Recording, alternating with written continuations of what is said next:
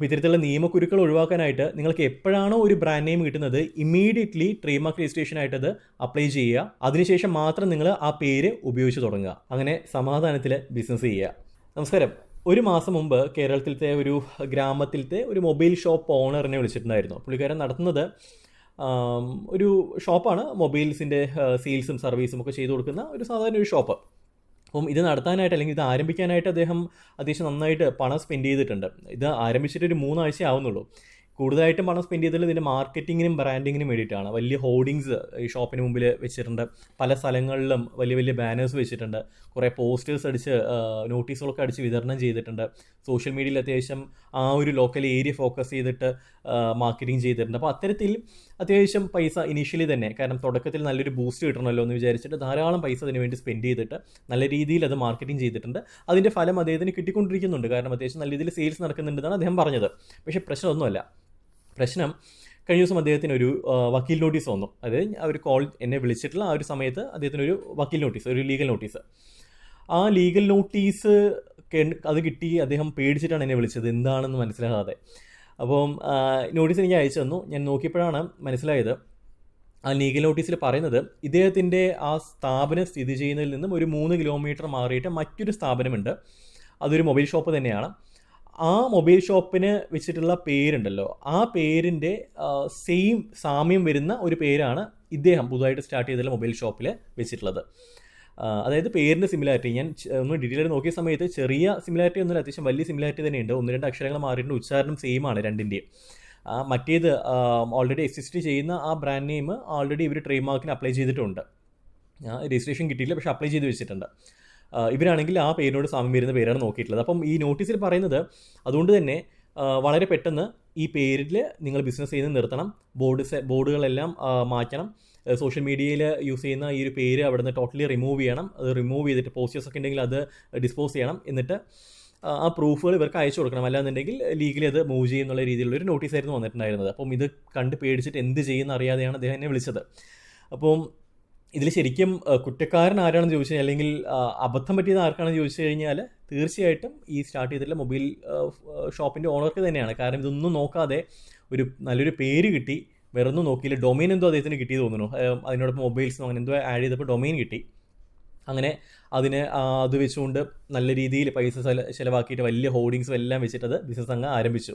പക്ഷേ അദ്ദേഹം നോക്കാൻ വിട്ടുപോയിട്ടുള്ളൊരു പ്രധാനപ്പെട്ട കാര്യമുണ്ട്. അത് ട്രേഡ് മാർക്കാണ്. ഈ പേരിൻ്റെ ഓണർഷിപ്പ്, ഉടമസ്ഥാവകാശം തനിക്ക് കിട്ടുമോ ഇല്ലയോ എന്നുള്ളതൊരു ഉറപ്പ് കിട്ടാതെ ആ പേരങ്ങ് യൂസ് ചെയ്തു. ഒരു 80% ഉറപ്പ് കിട്ടിയിട്ട് സ്റ്റാർട്ട് ചെയ്തിരുന്നുണ്ടെങ്കിൽ ഇന്ന് ഇദ്ദേഹത്തിന് ഈ ഒരു അവസ്ഥ വരില്ലായിരുന്നു. അദ്ദേഹത്തിന് മുമ്പിലുള്ള ഓപ്ഷൻ എന്താണ്? 2 കാര്യങ്ങൾ അദ്ദേഹത്തിന് ചെയ്യാം. ഒന്നില്ല എങ്കിൽ ആ പേരുമായിട്ട് അദ്ദേഹത്തിന് മുന്നോട്ടേക്ക് പോകാം, ലീഗലി മൂവ് ചെയ്യാം. ലീഗലി മൂവ് ചെയ്ത് അത് ഒരുപാട് സമയമെടുത്ത് അവസാനം ഈ പേര് കിട്ടില്ല എന്നുള്ളൊരു അവസ്ഥയിൽ എത്തിക്കഴിഞ്ഞാൽ ഒന്ന് ആലോചിച്ച് നോക്കിയേ. പുതിയ സ്റ്റാർട്ടപ്പാണ് എന്ന് വെച്ച് കഴിഞ്ഞാൽ പുതുതായിട്ട് ആരംഭിച്ചിട്ടുള്ളൊരു ബിസിനസ്സാണ്. അദ്ദേഹം പല കയ്യിൽ നിന്ന് പൈസ എടുത്തിട്ടല്ല ചെയ്തത്, പല സ്ഥലങ്ങളിൽ നിന്ന് കടം വാങ്ങിയിട്ടാണ് ഈ ഒരു ബിസിനസ് ആരംഭിച്ചിട്ടുള്ളത്. മുമ്പ് ചെയ്ത ബിസിനസ്സുകളെല്ലാം പരാജയമായിട്ട് പോയി. അങ്ങനെ ആരംഭിച്ചിട്ടുള്ള ആ ഒരു ബിസിനസ്സിലാണ് ഈ ഒരു ഇരുട്ടടി ഏറ്റത്.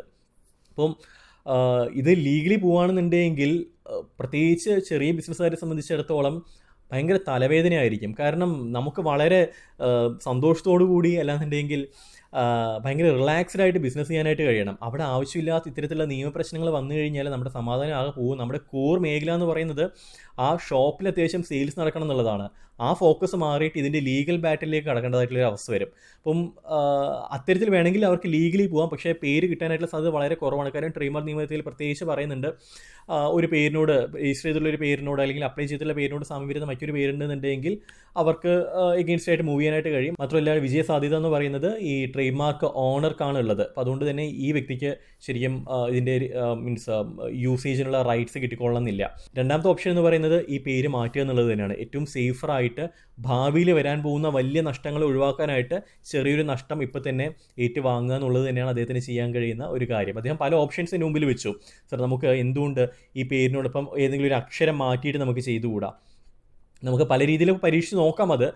പക്ഷേ എന്നാലും ആ മറ്റേ പേരിനോടൊരു സാമ്യം വന്നു കഴിഞ്ഞാൽ അത് ഒന്ന് ആലോചിച്ച് നോക്കൂ.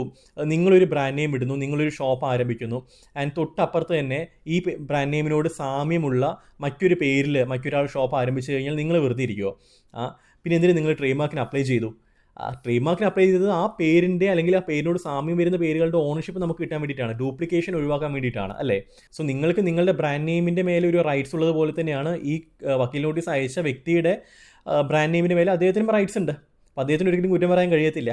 ഞാൻ എൻ്റെ ക്ലയൻസിനാണെങ്കിലും അഡ്വൈസ് ചെയ്യുന്നത് ഇത് തന്നെയായിരിക്കും, ഒരു ലീഗൽ നോട്ടീസ് ആദ്യം അയക്കും തന്നെയായിരിക്കും. അപ്പോൾ എനിക്ക് നിങ്ങളോട് പറയാനുള്ളത്, പണ്ടൊക്കെയാണെന്നുണ്ടെങ്കിൽ വലിയ വലിയ കമ്പനീസ് ആയിരുന്നു ഈ ലീഗൽ നോട്ടീസ് എല്ലാം അയച്ചിരുന്നുണ്ടെങ്കിൽ ഇന്ന് ചെറിയ കമ്പനീസ് പോലും ലീഗൽ നോട്ടീസ് അയക്കുന്നുണ്ട്. അപ്പോൾ ഇത്തരത്തിലുള്ള നിയമക്കുരുക്കൾ ഒഴിവാക്കാനായിട്ട് നിങ്ങൾക്ക് എപ്പോഴാണോ ഒരു ബ്രാൻഡ് നെയിം കിട്ടുന്നത് ഇമ്മീഡിയറ്റ്ലി ട്രേഡ് മാർക്ക് രജിസ്ട്രേഷനായിട്ട് അത് അപ്ലൈ ചെയ്യുക. അതിനുശേഷം മാത്രം നിങ്ങൾ ആ പേര് ഉപയോഗിച്ച് തുടങ്ങുക. അങ്ങനെ സമാധാനത്തിൽ ബിസിനസ് ചെയ്യുക. നിങ്ങൾക്ക് ട്രേഡ് മാർക്ക് രജിസ്ട്രേഷനോ കൺസൾട്ടേഷനോ വേണമെന്നുണ്ടെങ്കിൽ എന്നെ കണക്ട് ചെയ്യാവുന്നതാണ്. ഡീറ്റെയിൽസ് എല്ലാം ഞാൻ വീഡിയോയിൽ കൊടുക്കാം, ഡിസ്ക്രിപ്ഷനിലും കൊടുക്കാം. മറ്റൊരു വീഡിയോയിൽ കാണാം. അതൊരു സിജുരാജ് സൈനിങ് ഓഫ്. Good bye.